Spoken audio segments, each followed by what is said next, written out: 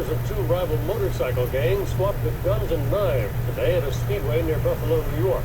2 people were killed and at least 4 others wounded in the clash that broke out before a drag race. Police made 15 arrests. It's unclear what set off the violence. Hundreds of bikers turn out in Rochester, New York for the funeral of Hell's Angel Mad Mike Quayle. The crowd includes members from a small club called the Fifth Chapter. The Fifth Chapter is a clean and sober club made up of recovering alcoholics and drug addicts. As non-one-percenters, they claim to remain neutral in the war for territory. But Taco Bowman reads a local newspaper article showing a Fifth Chapter member publicly hugging a Hell's Angel at the funeral. They then, in turn, showed up at the funeral for the Outlaws Motorcycle Club member that was killed. Yet many of the Fifth Chapter members had their vestments turned inside out. It's a signal that the Fifth Chapter refuses to be seen as Outlaws supporters, but members openly display their colors alongside Hell's Angels.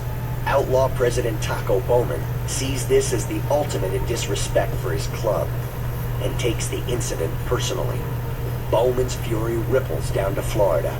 The Fifth Chapter national president lives in Orlando. Bowman orders Wayne Joe Black Hicks to teach the Fifth Chapter a lesson. Joe gave DK a newspaper clipping of one of the Fifth Chapter guys hugging a Hell's Angel. Joe told DK, "I'm standing right there to handle this problem." December 2nd, 1994. DK LaMunyon invites the Fifth Chapter Motorcycle Club to the Outlaws Clubhouse in Orlando. 15 members, including the national president, accept the invitation. They think they're coming to an Outlaws party, but DK has other plans. Immediately they're all searched, and they think that's a little bit odd. DK produces the newspaper article handed down by Taco Bowman and Wayne Hicks. DK gave his little speech on why he was doing all this, and then he just commenced on beating the heck out of this president.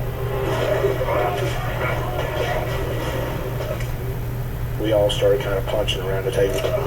This time, Mike doesn't have his recorder, but any violence on his part could damage his standing with the FBI.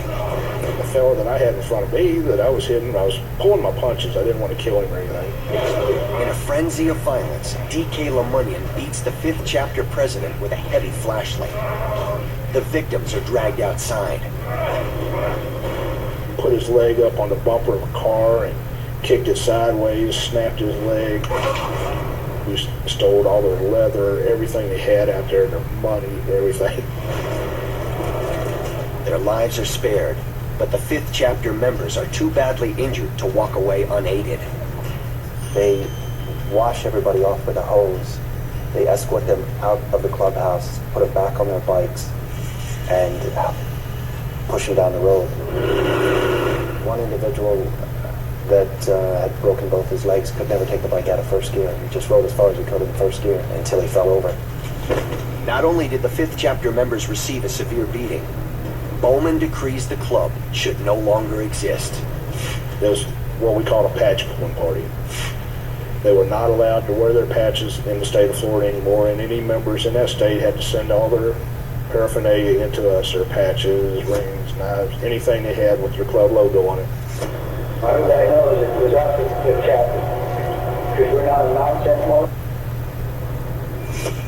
Mike Lynn informs Agent Donovan of the horrific attack. It spurs Mike on in his efforts for the FBI.